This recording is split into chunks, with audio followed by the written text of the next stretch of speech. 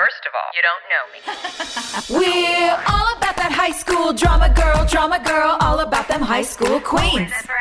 We'll take you for a ride in our comic girl, cheering for the right team. Drama queens, smart girl, rough girl, fashion but you're tough girl. You could sit with us, girl. Drama queens, drama queens, drama queens, drama queens, drama queens. 23 questions, you guys. She's here! You have a gorgeous guest this week. Oh, you always look so beautiful and chic and put together. It's the Parisienne in you. Oh my goodness. I would like to think so. Thank you. That is, you flatter me. It's so good to see you guys. You too, ladies and gentlemen, Kate Voegele. Everyone knows that voice. Look how pretty your microphone is. Oh, thank you. Yeah. Wow. Gold? Yeah. Yeah, I need a microphone update. This is good. Me I need too. to I'm like, can you drop the link in the chat? Yes, please. Right. I'll get you guys all the specs. I got you all set up. This is my Does it come in rose gold? That's what I need to.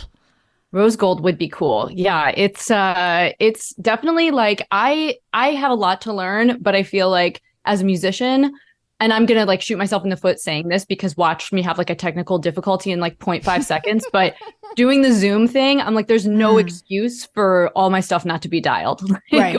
You know what I mean? So, You do sound much clearer than us. We're all like, here's hoping. too close. You've got that cool little screen Yeah. that makes you not sound as screen? shrill as I sound. No. Yeah. No. Totally. I'm loud and prone to, getting like overly excited, especially chatting with old friends. And so, so this helps temper it to a degree. Where are you right now? Yeah. Los Angeles. I'm at home. Okay. Oh my God, come over. Oh my gosh.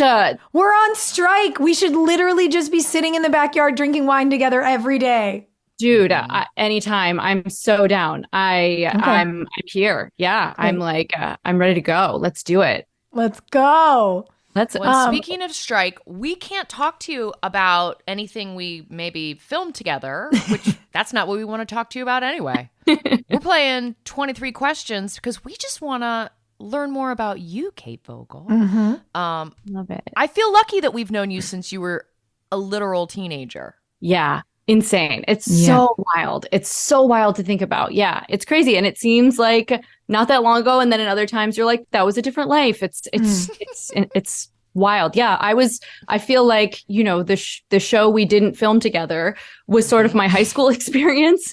And like it's so cool. It was a crazy one, but it was a great one in so many ways. So wonderful.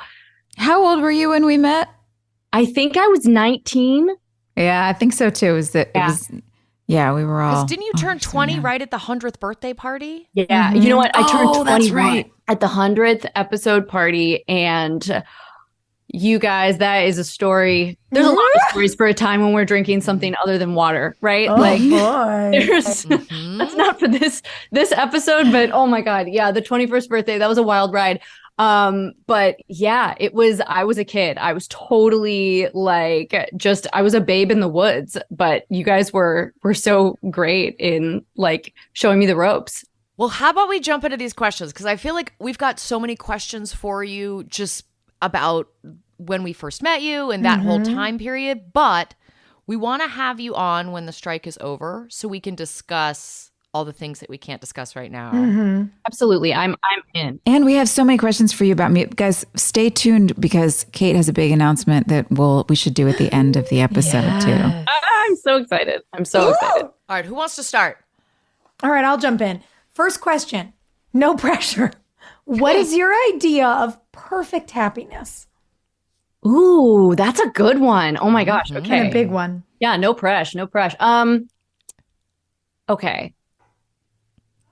I'm with all my favorite people. So I'm with my family, my dog, my closest friends, eating homemade pasta, drinking a great bottle of red wine somewhere like on the Italian coastline or like in the south of France at magic hour.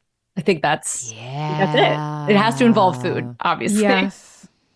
You're such a good traveler. I feel like you'll make that happen if you haven't already. I'm not a good traveler. You're a good traveler. Thank you. It's definitely like me and my husband Brett, like it's our biggest passion. Like that is like the thing we connected over. We love to travel. Like it's totally just it's a huge priority for us. So I hope so. I think that would be cool. Yeah. I that makes me feel good. Yeah. It's like it's simple, right? Like it doesn't, and it wouldn't have to be somewhere like extravagant or fabulous, but it's just perfect happiness is like my favorite people and really good food and great drinks and laughing, just laughing. My favorite people. Yeah. And scenery. The scenery. And scenery. What's your greatest fear? Well, I mean, okay, I have to say, like a couple weeks ago, I was at a hotel and the power went out and I was in my room, so it was fine. But I had this thought, what if I got stuck in the elevator with a stranger and I had to pee really bad during this power outage and I couldn't get out? Kate, I think about that every time I'm in an elevator with people. Peeing? Is that weird? You guys don't think about that? Every time. Peeing or getting stuck? Peeing, having to, like, where would we all You pee? guys, no, not once in my whole life have I thought that thought. Every time I'm in an elevator for longer than like 5 seconds, 10 seconds. Because we're musicians who've been I was just going to tour. ask. And when you have to pee and you're on tour, it's like a thing, right? Like I think that because there's like pee stops are huge. Like I recognize every rest stop in the United States because of how many times I've played shows. So I don't know, maybe it's that we're very aware of like when's the next time I get to pee on this long road trip. I don't know. Yeah. It instills a panic in you. Yeah. Total panic. Yeah. Because we don't have that, but y'all do. Guys, I've peed behind so many buildings in Wilmington and just like anywhere. There's no fear. Absolutely. No, I mean, I don't have an issue with that. I grew up in Ohio. I'm like, but it's more the idea of being trapped. Like, I feel like I watched a cute romantic comedy, like, show that was about these two people who got trapped in an elevator on New Year's Eve. And the whole time I was like, one of them would have had to pee. Yeah. Like, yeah. For sure. Is it weird being on a bus, going into that little bathroom and just like having everyone know, I'm going to pee? Yeah. It's not super glam. Wouldn't you say so, Joy? No, it's definitely uncomfortable, but I think everybody just kind of gets over it, and eventually it's just you're all just living together. It becomes it becomes a theater kid thing where you're just changing backstage, and eventually you're just like, whatever. People are gonna walk by. You know what I mean? almost feel like the thing that's worse is when you're on a camping trip with people, because like everybody's got to go find somewhere in the woods to pee, but like when somebody gets up from the campfire and goes and gets the little shovel, you're like, I know what you're going to do. You're going to dig a hole in the woods like that. Oh, man. The elevator pee. All right. Well, we're going to write that horror film and go sell it to Blumhouse. A horror comedy. It's going to make a ton of money. And after the strike, it will be a huge hit. Yes. Okay. Number 3.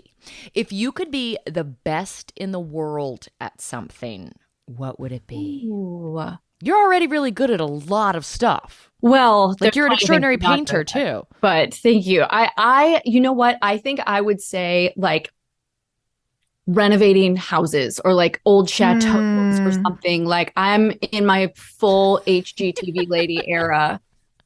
She said renovating a chateau. Yes, like Kate is the go-to. You have to hire Kate to renovate your chateau, and that might be a little too niche, but I just really want to learn how to like do all that stuff. Like I want to be a tool lady, like the lady who's like Kate can work a miter saw for sure. Like, yeah.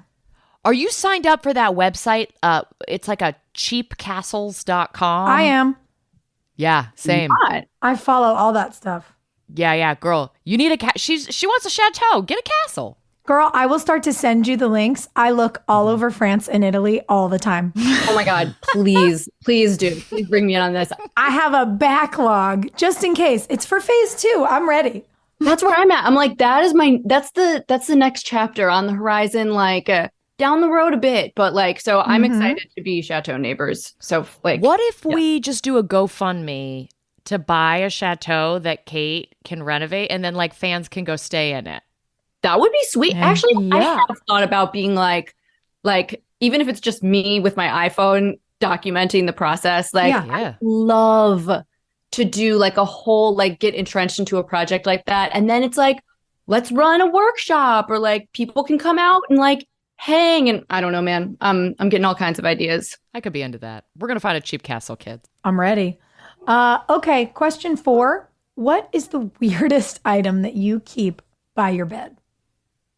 Ooh, what is the weirdest item? That's a great one.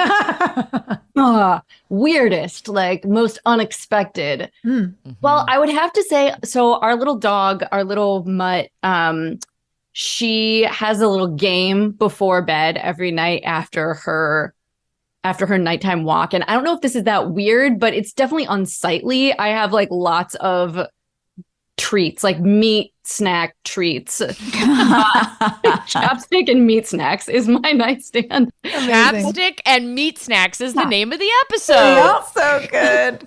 Yeah, she has to do her game, her find it game, which is just us throwing meat snacks on the bed and her finding them. So it's really not terribly complicated, but it's like she gets very sad if she doesn't do her find it game. So I just keep them right by the bed.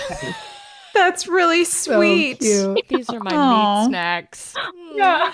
Okay, this one is gets a little tricky for people because it's which living person do you most admire? But I guess if it's too hard, I guess you could also go name a living person that you deeply admire. Oh, yeah, totally. There's so many. Definitely like both my parents topped that list. They are like unbelievably people and such an inspiration. But my little sister, I have one sister, and you guys probably, I'm sure I brought her to set a couple your sister, times. yeah. I took her into like every Wilmington bar, like way before. Oh yeah, especially when you turn 21. Like a good older sister, right? Like Yeah.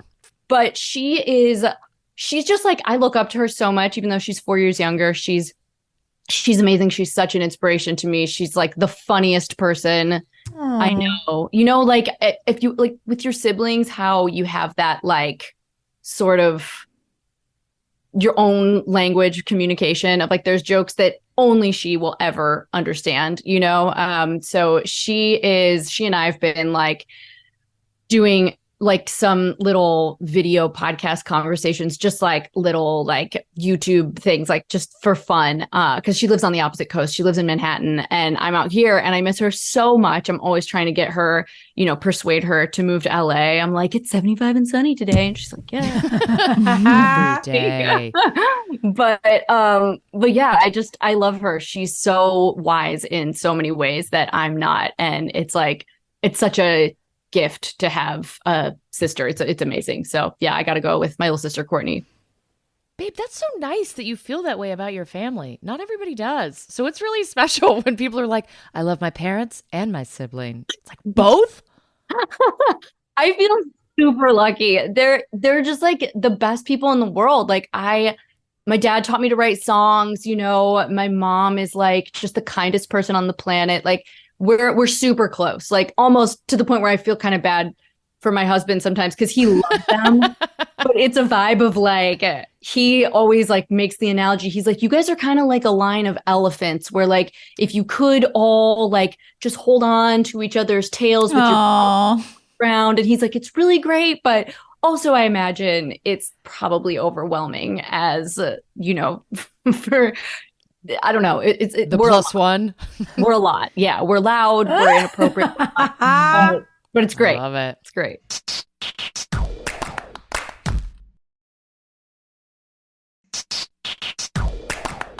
Number 6. What is your greatest extravagance? Mm-hmm. Where are you spending that money, honey? Oh man. I guess I would probably say like when we're like, ooh, there's some extra, there's a little extra money to spend this year. Like it's probably travel and like craft cocktails, like food, which is like $25 now. It's like, why don't we hang out more? Same. No, like travel and alcohol. Come on. Seriously. What like, else is there? Guys, yes, for sure. It's I feel like I've come a long way from whatever I was probably drinking like at 19 back in Wilmington, just trying to figure it out. But no, like we're big into craft cocktail vibes. So yeah, I feel like it's like that, experiences, food, alcohol. What is your favorite mixed drink? Ooh, I love like a dirty martini with blue cheese olives. Is anyone No. Same. God, yes. And it's so hard to find blue cheese stuffed olives. Sophia's gonna vomit. Yeah, sorry. I know it is a bold choice. It is not for everyone. Like, Wait, gin or vodka? vodka for Yeah, me. same. Little Belvedere vodka. Yeah.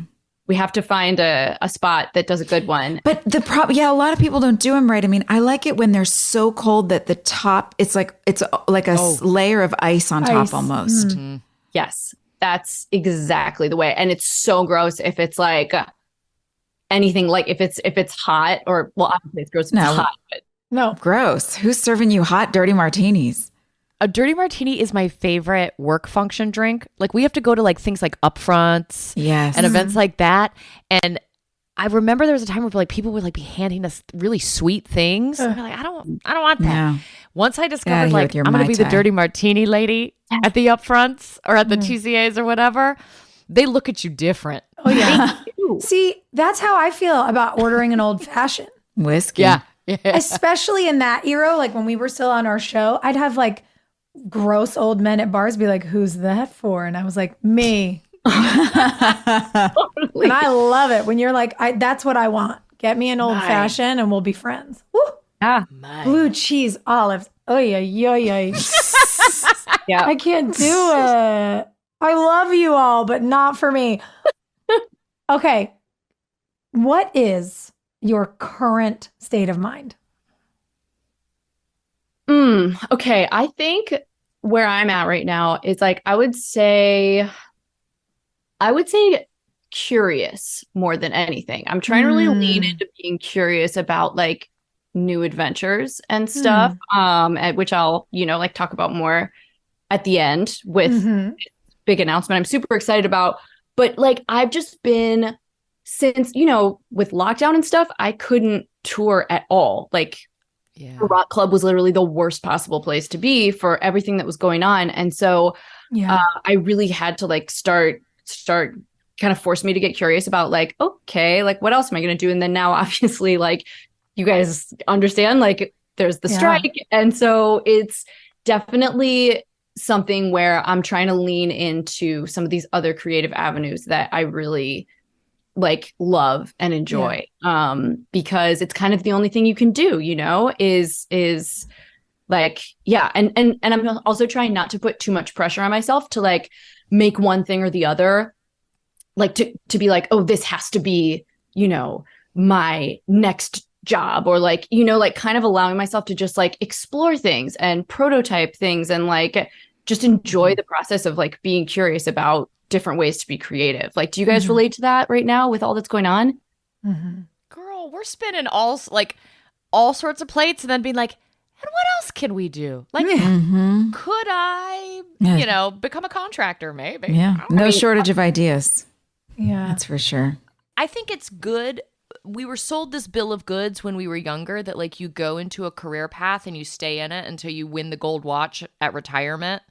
And that's a weird way to live your life. And so this idea that you can morph, like you can Madonna your own life, is exciting.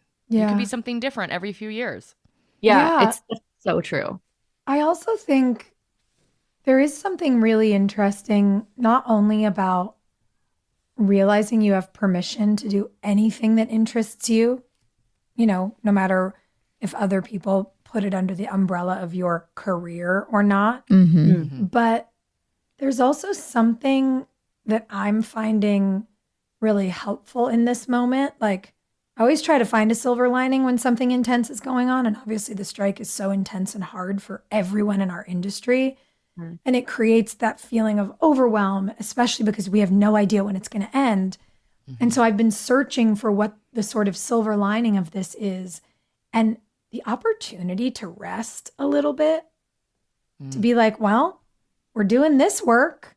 And then all those calls, all those meetings, those pitches, all like that's all going to come off the calendar. And I've been sitting in my backyard and reading books. And I'm like, this is gorgeous. It's gorgeous. I usually just look at my backyard through the window in my office. And now I'm like, I'm going out there with a cold brew and I'm like, luxury. She's touching grass. Such an opportunity. It so is. good. Okay, Kate, what do you most value in your friends?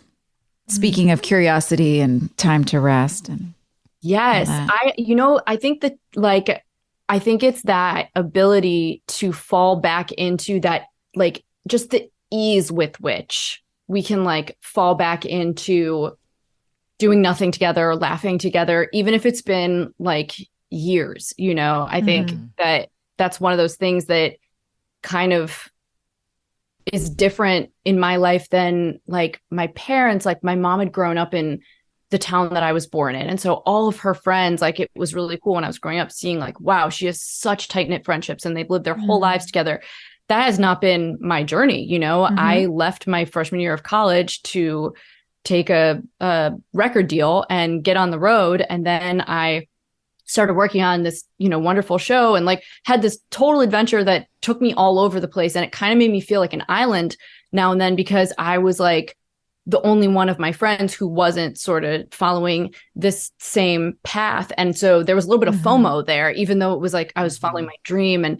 But it's so like, I'm so grateful for like the grace of being able to be like, oh my God, I am so sorry I didn't respond to your text from 3 weeks ago. It's that kind of thing that I think everybody now probably can relate to in a way, because it's like we're all busy. Everyone has so much going on. Everybody's a lot more kind of mobile, and it's just nice to be able to like have that ability to fall back in and laugh about stuff as if like no time has passed at all. Yeah, that's good. That's awesome. Okay, number 9. On what occasion does Kate Voegele lie? Ooh, that's a good one. Oh man. Let's see. I mean, I try to be, I try not to lie, on most occasions, but there was this one time a couple years back. And this is one of those things. I don't know if you guys have those things where like these memories of something you said or you did where you just want to shout it out of your head and you're like, why am I so awkward? Maybe this is just me. I don't know. It's okay if it is. I was backstage at a friend's show. And I was like really jet lagged because I had just gotten back from a tour in Europe. And so I was like really out of it, but I was like, oh, I want to support my friends. I'm going to go to their show. And one of their other friends just casually asked me if I was wearing hair extensions. And I absolutely was wearing hair extensions. But however, I said, no, this is all my real hair. And then the split second after I said it, I was like, why did I just lie about that?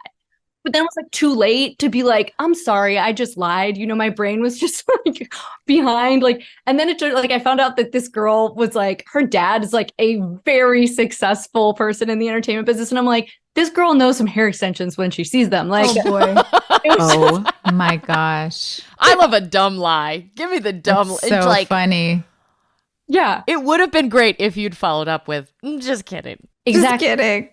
I feel like I can count on one hand the experiences I've had with people who have said something and then they're like, actually, that's a lie. I don't know why I just said that. And then they continue on with the conversation. But there's something I respect them so much in that moment for the fact that you just caught yourself saying something you don't know why you said it. And then you just adjusted and admitted it right away and kept going. I'm like, whoa, that is clean energy. It's so good. I love it.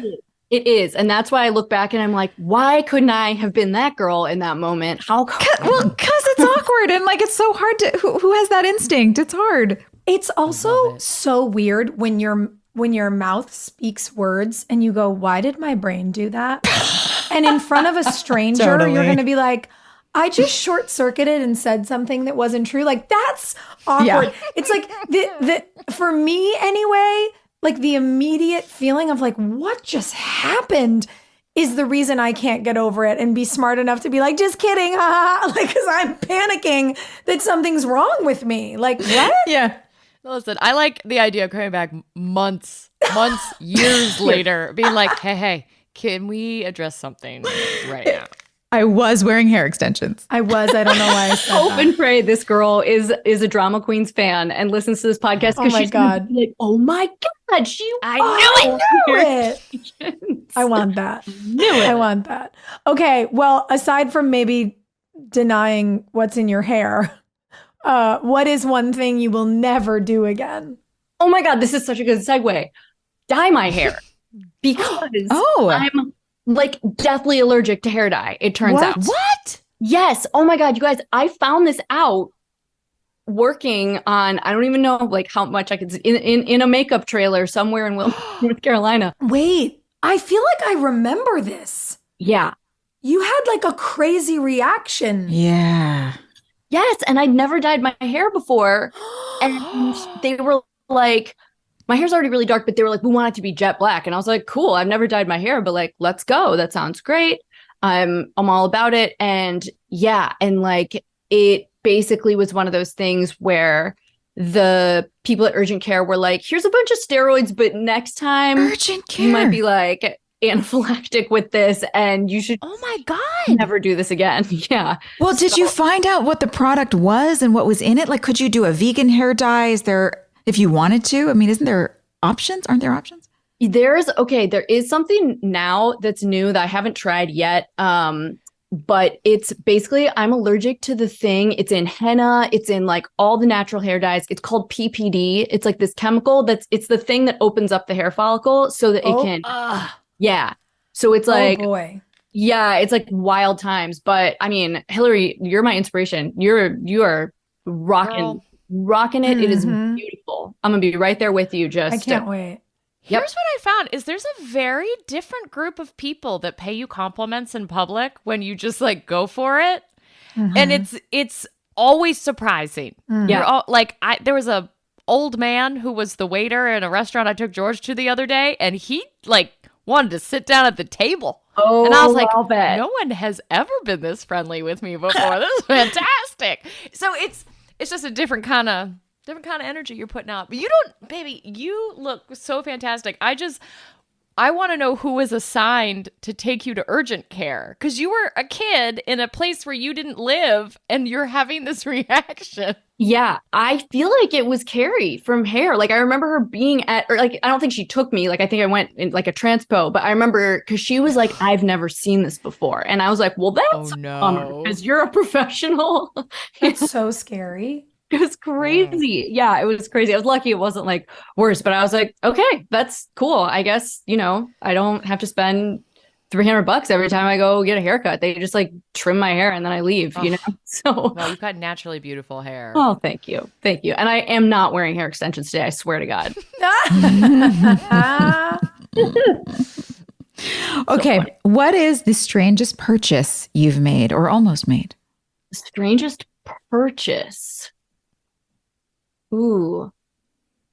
I mean, I don't know if it's strange, but it's like super inconvenient. I had a huge phase at the beginning of my music career where like every time I traveled to a new destination, I felt like I had to buy like something for my house because I was also like moving into my first apartment. Aww. So I was like, I went way too hard. It was like literally the trailer for our gear on our tour bus was also filled with like antiques because I was in like Iowa and I was like, these antique stores are way better than the ones in LA. Like, that's totally what would be on my tour bus. That's so funny.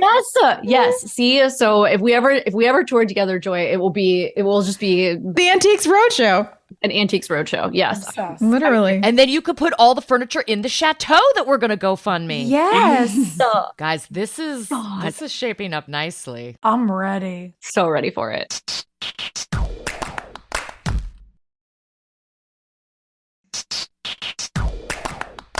Number 12, who are your favorite writers? My favorite writers. Oh my goodness. I mean, Like as a musician, I mean, I gotta, this is like pretty obvious, but I gotta go like Lennon and McCartney for sure. Like, Okay. can't, deny. I had an independent study my freshman year of college where my professor, my textbook was just the Beatles songbook, and he was like, just study what these guys do. Like they're geniuses, and so yeah, like I think there's such kind of, for me, like art is about like humans telling other humans what it means to be human, and that I feel like they just like nailed that so simply, so beautifully. But like writers, I mean, I love, have you guys ever read Stephen Pressfield, The War of Art? No. It's incredible. It's so good. It's like, I love his writing, like how he... Is it fiction or nonfiction? Nonfiction. It's like, basically, it's kind of about like how to get out of your own way as a creative, which I am in my own way, like constantly when I'm creating. And it is one of those books that I feel like I want to read like once a quarter because it's short, but it's so good. Like he gets to the heart of it. Like... Is that like, Sophie, you said you've read it? Yeah. Yeah. It's really good. It's beautiful. It's really inspiring. And I love that, he was inspired by reading Lao Tzu, the Art of War. The Art of War. And was like, imagine like this notion that he kind of couldn't get over the idea of, well, making art is a war in and of itself. And like, how do you do that in your own being? Like, how do you, I don't know. It's really, really inspiring. Yeah, it's a good one. It's one for the books for sure. Like it's an MVP for me. Oh, I love that. Okay. 13, a little bit of a pivot. What is your greatest regret? Oh, getting deep, guys. Woof. Yeah. We're going dark, Kate. It's okay. I'm an artist. I'm a songwriter. Like this is what we do, honey. Like, well, I mean, there's definitely some regrettable outfits from like the time when like 2007, 2008 outfits for sure make the list. We were all there. They're so bad. It was like cool. I guess that's what everyone was wearing, So Every time I put leggings on my 5-year-old so that she can wear a skirt, I'm like, what were we doing? Why did we? This is what 5-year-olds do. Yep. We did. Oh, yeah. We absolutely did. I'm glad to know I'm not alone, that like everybody else feels that way. But oh yeah. I feel like, on a more like serious note, as far as regrets go, like I would just say, and I'm curious if you guys feel this way too. I think every woman in entertainment, but just in general, probably feels this way to some degree. Like, I wish I had trusted myself more, like just cultivated a little bit more of, instead of thinking that like a bunch of dudes in positions of power, like knew better than me what was right for me, whether it was like career wise or, yes. Like, do you guys feel that way? Yeah. Yep, absolutely. Every day. Absolutely. And we were talking about this the last time the three of us gathered together, this idea that you have to go through all these things to become the person that you are. And it's really interesting to hold, I think, two things true, right? That you regret that you got pushed around or didn't trust your gut, and that the things you went through made you exactly who you are. Because when you hit the moment where you say, it's me and what I know that I trust, like it's a priceless place to arrive at. But like it's hard to hold those two things true simultaneously, I think. You're so right. It's both of those at once, and you wouldn't be where you are now if it wasn't for all those experiences and stuff. But and I do think it's one of those things, unfortunately, like I think I'm learning that learning to trust yourself is something you can't just like put somebody through a crash course and teach them in school or whatever. Like you have to, it's like, it's living life, Yeah, it's the journey. Yeah. But your experience in the music industry, when we're talking about people telling us what to do, from the TV side of things, like there is a department that tells us what to wear. There is a department that tells us how to do our hair and makeup. Mm-hmm. There is a department that tells us what to say. There's a department that tells us where to stand. Yeah. In the music industry, who were the voices that were influencing the decisions you were making?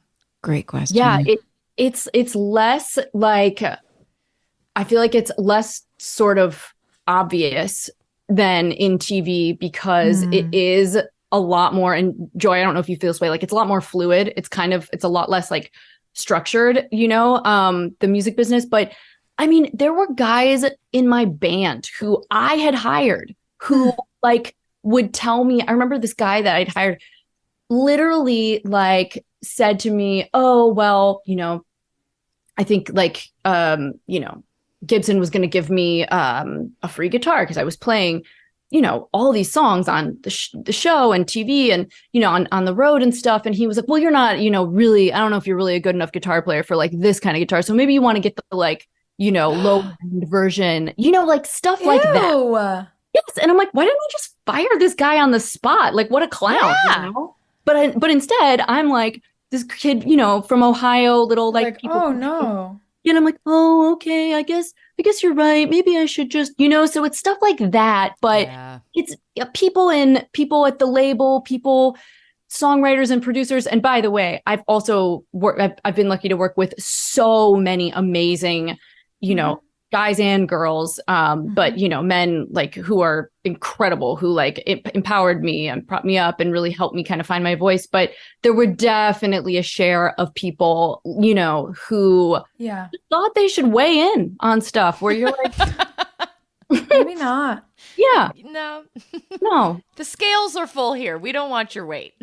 Yeah, I also think it's really interesting because we've talked a lot about this, like the great male friendships in our life versus the ones who we'd love to like, shoot into the atmosphere in a space cannon. Yep. And I think there's really something too when you have healthy relationships and you see the dynamics of those, you can spot what's not healthy. And in communities, particularly in music, film, TV, that are so male dominated, you see the way that guy would never talk to any of the men in the room the way he talked to you, but he'll talk to you that way. And you see how the dynamics are different. It's like, even with the World Cup, everybody talking about what happened to Jenny Hermoso. And it's like the head of the Spanish Soccer Federation never would have grabbed a male soccer player by the face and tried to open mouth kiss him. Like it just wouldn't have happened. And so it's it's an interesting thing to learn how to navigate the reality of the dynamics we experience and take them seriously and also not be like irritated all the time. Because you have to figure out how to enjoy your life and you're also supposed to be charming and you can't be negative. And it's like, be charming. Like we have to juggle all this shit that they just don't have to juggle. And it's wild. It's wild. Wild. It's absolutely wild. Like, but it's definitely, it's like inspiring to see how other women navigate it. And because, like you said, it's like, you can't let them, you can't just sort of say like, okay, well, I guess I'm just, going to resign myself to whatever now because this is the reality. It's like, no, we have to work to change that. And, it's a lot of work, but it's worth it. How would you practically have done that differently? In a way that felt like you were being honoring to yourself, but not, I guess, well, I don't know. I mean, what's the way to be able to handle situations like that when you feel young and intimidated and you want to do things the right way, but you also want to honor yourself and your own art, but you also want to take advice? I mean, that's such a tough balance to strike. How do you feel like you would have done it differently? It's such a good question because you're right. Like you don't want to overcorrect and then be like, I'm the boss here. I know what's best because I was really green. Like in a lot of ways, it was like some of my first tours and I was so young. There was a lot to learn from other people, but I think it would have been,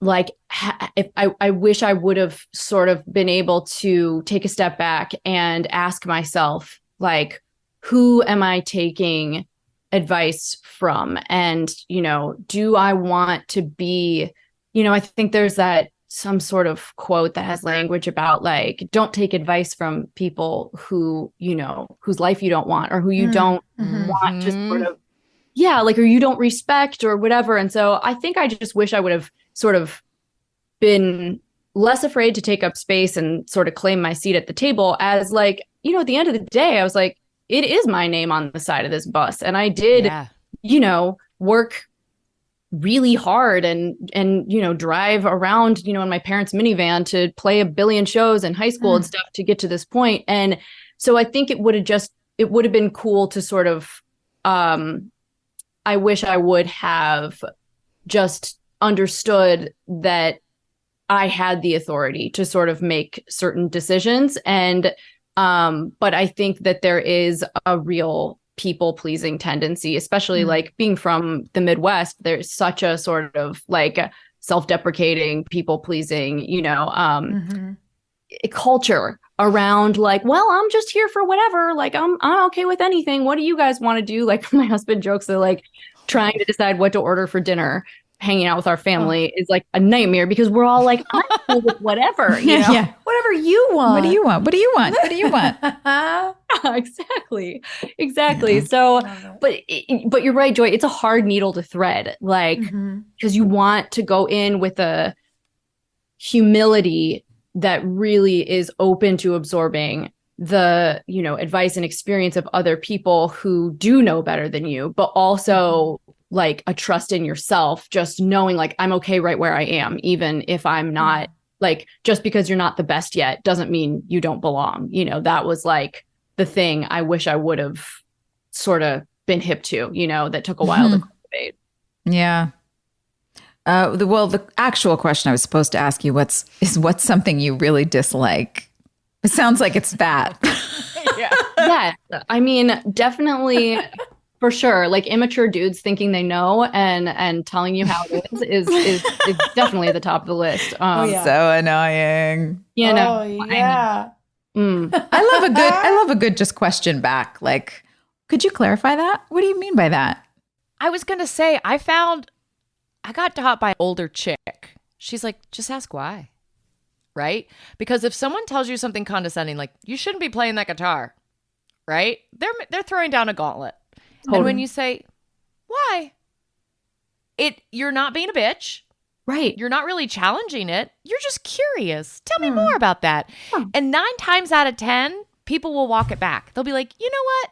Never mind. Ignore me. You do you. But if they have a legitimate reason why, that's when they elaborate. And so sometimes just asking people why is a great tool. It's a good tool. I love just that. Why? Such a good, just like, just kind of, it puts them on the spot, but not in a way that's like rude or it's not combative. Yeah, not combative at all. But I think it goes back to the curiosity that you were talking about. If you're just curious, like, I'm, and it also, that there's the humility in that too, of what you were saying, that you want to be open to, maybe I'm not seeing everything, I don't see all sides of the picture. So I'm interested. Why? Right. So if they have a good reason, it would be nice to hear it anyway. And if they don't, then they'll probably back off. Yeah. Kick rocks. Good.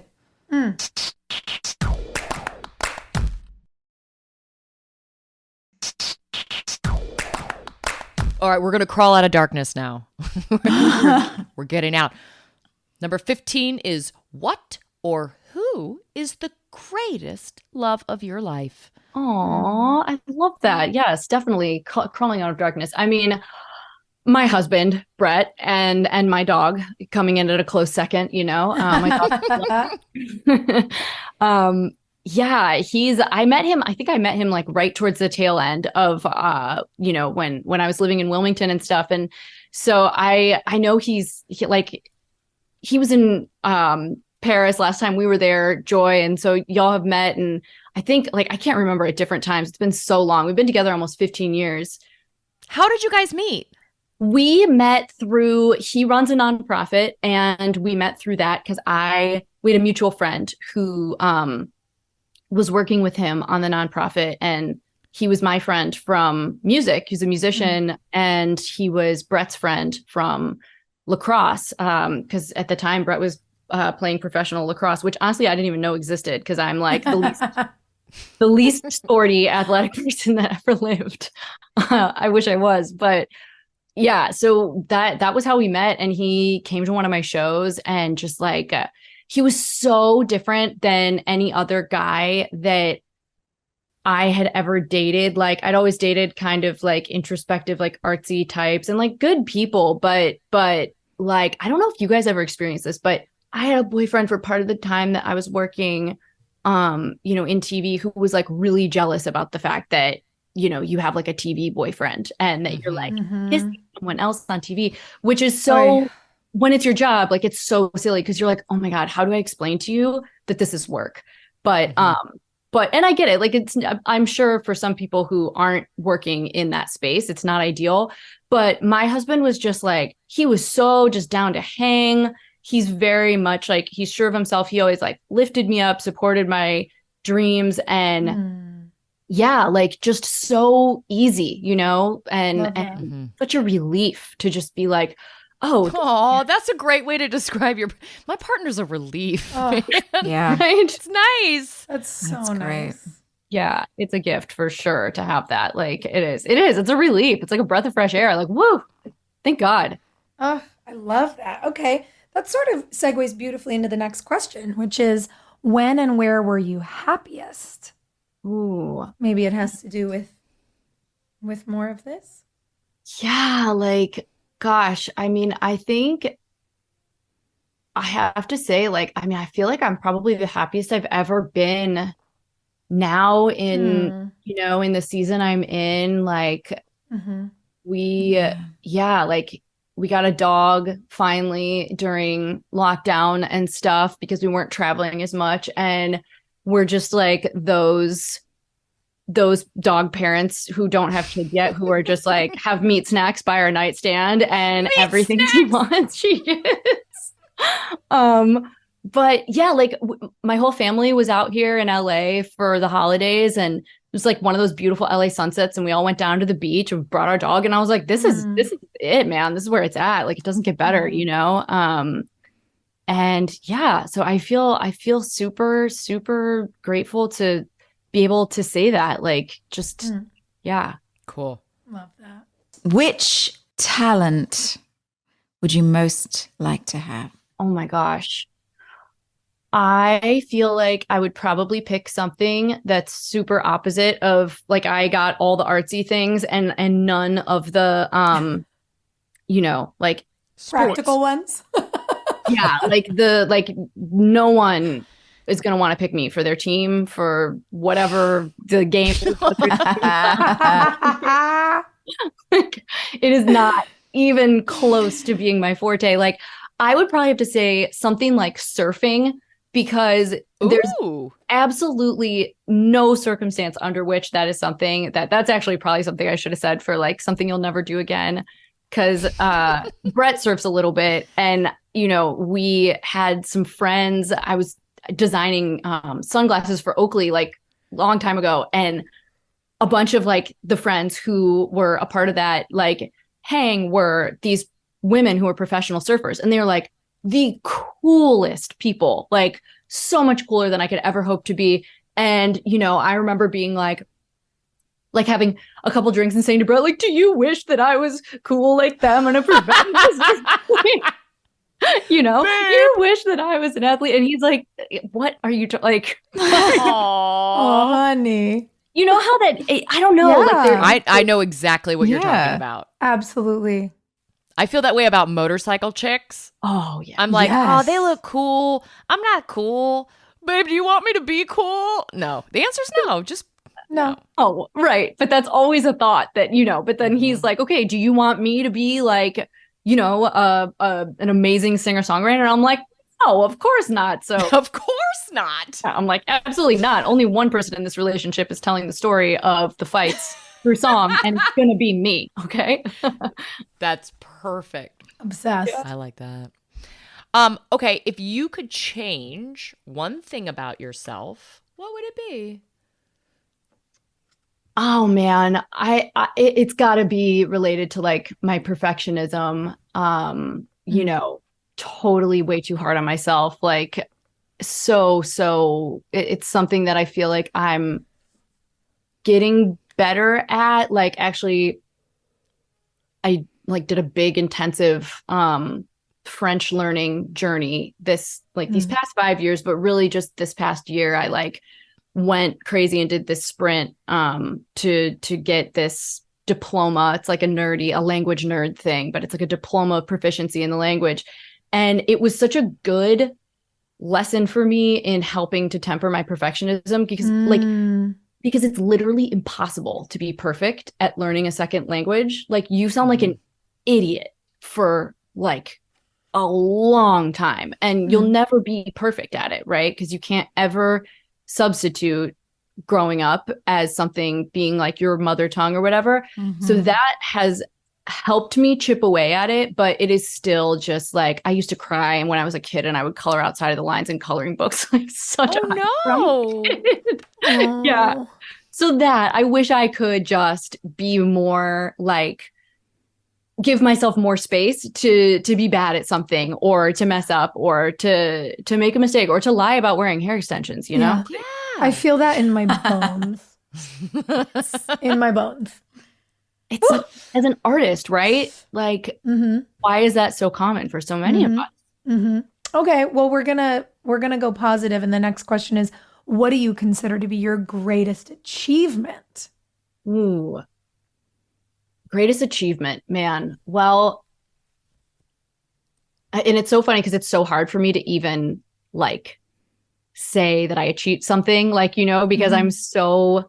Because you're a perfectionist. Yeah, and it's so self-deprecating. Like my friends call me self-deprecate, like Kate, because they're like, you really need to cool it on the like. But I think, you know, I would have to say like probably just being able to get out of my own way enough to share the art that I wanted to share, you know, and to sort of navigate through some of the stuff that was a real challenge in order to get to a place where I was able to, you know, say what I wanted to say artistically and share it with people who hopefully, you know,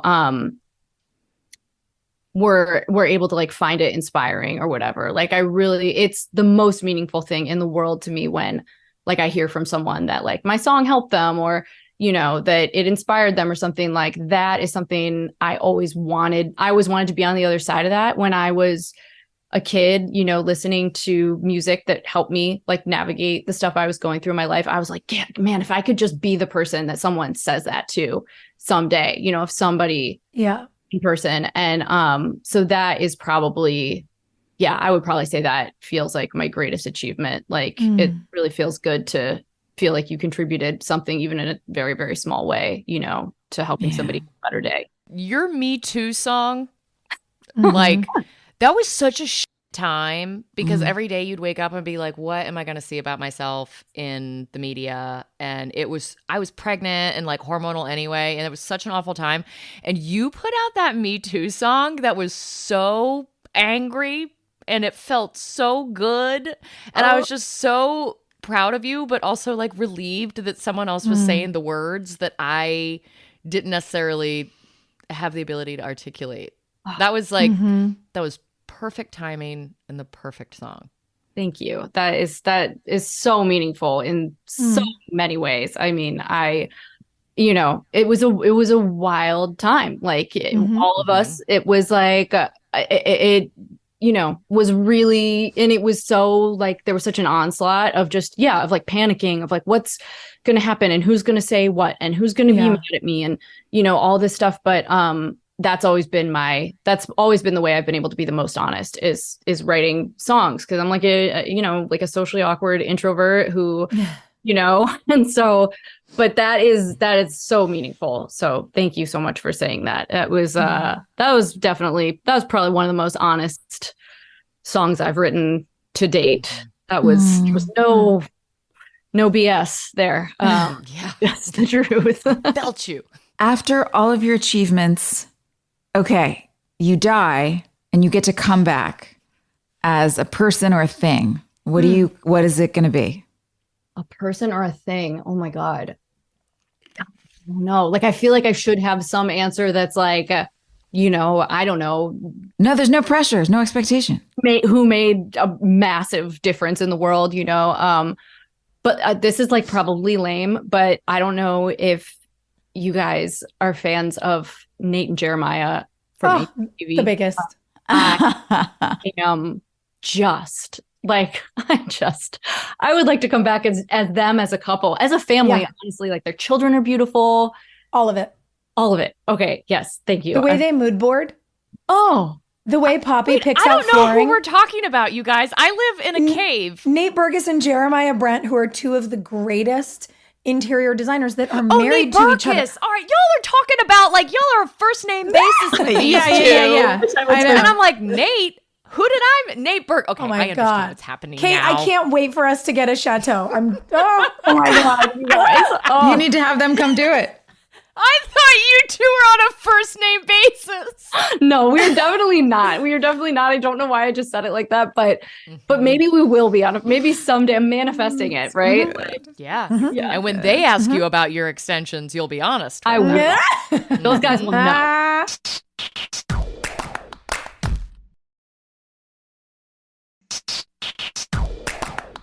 Do you have something in your life that is just so easy that you know it's where you belong? I mean, I think this is a big no duh.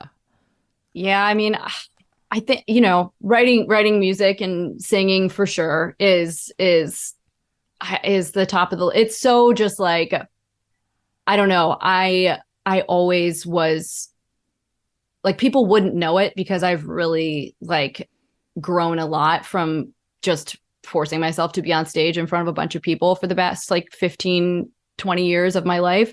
But I was like a very shy kid. Like no one would have thought like, oh, Kate definitely wants to be the center of attention, like definitely not my vibe at all. But something about like when I'm in the middle of singing a song on stage, like I can do that, like I can totally do that. I can sing in front of people. I can write a song, and I can say so much more writing a song than I can, sometimes just in an honest conversation, or I'm trying to get better at that. But yeah, I mean, I guess that is a little bit of a no duh, but it just feels like, where I can do my thing without feeling like, the noise of the world doesn't really like interfere or something. Well, does this seem like a natural place for you to, I don't know, make an announcement? Oh my gosh, yes, it does. Actually, it feels perfect. And I'm really excited that this is just, it's really, really fun to be announcing this on. I just kind of like had this thought last minute this week because the timing is crazy. So basically oh my God, I'm like nervous. It's like, well, so we've been working on this for 3 years. And so it feels like so crazy to be announcing it to the world. But I felt like the fans of our show, who we won't name, but the Drama Queens fans are the best fans in the world. The best fans in the world. The best fans in the entire world. Amazing, most supportive crew. And so I felt like they all deserve to be the first to know. So I have a new band with Mike Grubbs from Wakey Wakey from our show. And Grubbs and I have been working on this new band for 3 years, and we are finally ready to start sharing this music with everybody. The band is called Your Future Ghost, and it's so much fun. It's like It's so cool. it's like the dirty indie rock album we've always wanted to make. Oh my God. I'm so excited. I'm so red. Like, I really want to be back in that warehouse that we used to hang out in all the time, which shall not be named in this. Yes. But I just want us to be back there. Yeah. With you playing together. When do we get music, Kate? Okay, so I'm gonna send you guys, I think I maybe did. I'm gonna send you a secret link to hear some of it just because I'm so excited for my friends to hear this. But I think we are like very close to being ready to share music to the point where like when this airs, I'm not sure when it's, but like we might even have a pre-save for a single. Oh my God. But we are like, we have a little sign up on our website to be the first to know when everything drops, just yourfutureghost.com. And our Insta is just Your Future Ghost. I'm following that right now. Yeah, I'm so excited, you guys. Thank you so much for letting me share this with these amazing listeners, these wonderful fans first, because I've been like bursting at the seams every time we've been, making music. Every time we write a new song, we're like, oh my God, I can't wait to tell everybody. And we're ready to go. It's really fun. It's like fun music in a way that I don't know. I felt like we both just like have permission to be like, and to say, and to like make the type of music that, we really, that neither of us really had figured out how to do like on our own. And so I can't wait for you guys. So exciting. Well, I just want to say right now, I just followed you on Instagram. You guys are only following one person. Yep. And you have 3 followers right now. Yep. You're about to have 4 and 5 followers right now. We're Yep. going for it. Here we come. And I feel real snobby that we have gotten in at the jump here. I wouldn't want to end this way. I think the only person we're following is Popeye's Chicken, because there was like Stop. It is Popeye's Chicken. That is true. That is true. That's a good sandwich, I gotta say. I love that. You got 5 followers now. Thank you for sharing that with us. I mean, when you texted us that you wanted to share it on the show, we all were pumped. Oh, you guys It's thank you. fun that we get to all celebrate each other this many years out from working together. It really is. We always want to make a big deal out of each other's accomplishments. It is. It's so, well, it means so much to me. And I know Grubbs feels the same way, like that, the connection, and we ran in some of the same circles, but we connected through, that whole community, and this whole, like, it really is special how just supportive and, like, it's such a wonderful group of people. And I feel like I feel like even more connected to everybody and excited about, than when we were all working together. Because there was some crazy stuff going on, and it just feels so, it's really gratifying, and it's so cool to be able to, share all of these things together and celebrate all of you. Like, Hilarie, I can't wait to read your new book. Joy, your Strawberry song is like such a bop. I'm just jamming. Like, I love seeing all the projects that you guys are doing too. And it's just like, yeah, it's the best. It's the best like group of cheerleaders for each other, which is really like what the world needs more of, We have 2 quick questions left for you. Should we throw them out before we wrap up? Yeah, we can do them like rapid fire. Okay, question 22. I mean, I really do feel like we just peaked, and I'm thrilled about it. And I know we've asked you extra questions, so I'm sorry, but we still will get through this list. Question 22 is, I think we know the answer. Where would you most like to live? Oh, yeah. The south of France, like somewhere in Provence. Hello. Yeah. The chateau! The chateau. Our chateau. Yes. And then what is your most treasured possession? Ooh, my most treasured possession. When I got married, my mom made me a garter out of pieces of her wedding dress, which was like, that's amazing. An amazing, beautiful heirloom. Yes. God. I love it. Yeah. Like, that's the first thing that comes to mind. So cool. Good. That's an amazing answer. Your family sounds so nice, Kate. They are. They're the best. They're amazing. I love them so much. Yeah, I don't deserve them. Like, they're such. You sweet do. people. We don't deserve you. You're so great. Thank you so much for joining us and spending time and choosing us to be your outlet to make your big announcement. And Yeah. we love you. We miss you.